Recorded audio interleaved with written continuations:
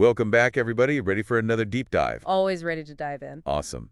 Today we're tackling a real biggie, freedom. Huge topic. You sent in some pretty fascinating stuff. Always appreciate those intriguing submissions. Yeah. And, one little phrase from all that really stood out, like jumped off the page. Oh, yeah? What was that? Jungle child. Wow, jungle child, just those two words, and yeah, you immediately start thinking, right, like, what's the story there? Totally. Who is this jungle child? Where'd they come from? What does it even have to do with freedom?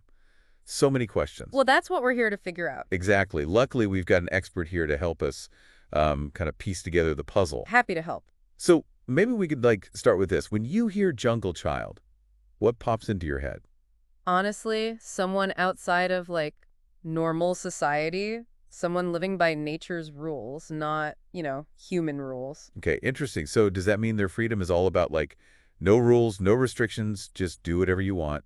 Could be. That's definitely one way to think about it. The classic idea of negative liberty, freedom from something, freedom from being told what to do, freedom from constraints. Right, freedom from constraints. But there's a catch. Oh, there's always a catch. Even in the jungle, right? There are still limitations, things you can't control. Like what? Like, where to find food, or avoiding predators, or just like the basic need for shelter. All that shapes your choices, even if there aren't like written rules. That's true. So true freedom isn't just about zero rules. Exactly. It's way more complex than that. And that's where things get really fascinating. Okay, I'm intrigued. Lay it on me. Well, you've got some philosophers who'd say that real freedom needs more than just like the absence of rules. It needs what they call positive liberty. Positive liberty. What's that? It's the power to actually act on your own will, to go after what you want, even with all those limits we talked about. Like our jungle child, they might be super resourceful, right? Making tough choices to survive and thrive in a crazy environment.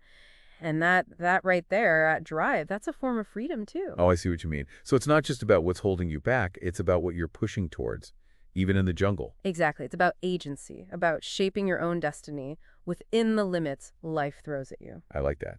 Agency. So where do we go from there? Well, this brings us to like another layer of freedom, the idea that maybe, just maybe, it's less about being totally independent and more about like finding where you fit in the bigger picture. Okay, I'm not sure I follow you. How does our jungle child fit into that? Well, picture this. The kid grows up watching how everything in nature is connected, like how the predator and prey depend on each other, how everything relies on the environment.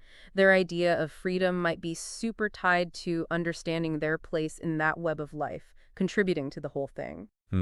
So their freedom isn't about running away from society. It's about finding meaning within a different system, a natural system. You got it. It really makes you think, could true freedom be less about breaking all the rules and more about finding where you belong, even if it's, outside of what we normally consider normal? Wow.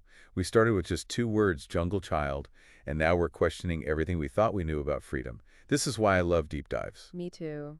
It's amazing what a little phrase can spark, huh? Absolutely. And it leaves us with, well, I think a pretty important question. Okay, hit me with it. If this jungle child, right, if they live outside all the boxes society tries to put us in, does that actually make them more free?